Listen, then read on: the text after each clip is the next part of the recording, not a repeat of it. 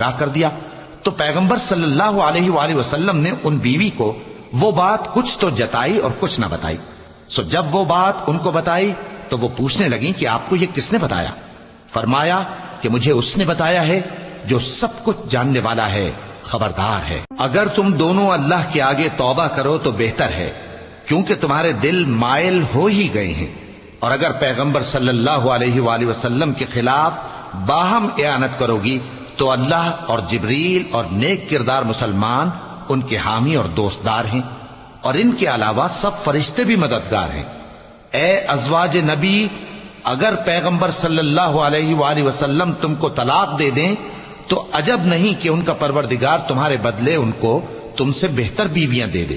مسلمان، ایمان والیاں، فرما بردار، توبہ کرنے والیاں، عبادت گزار، روزہ رکھنے والیاں، شادی شدہ اور کنواریاں.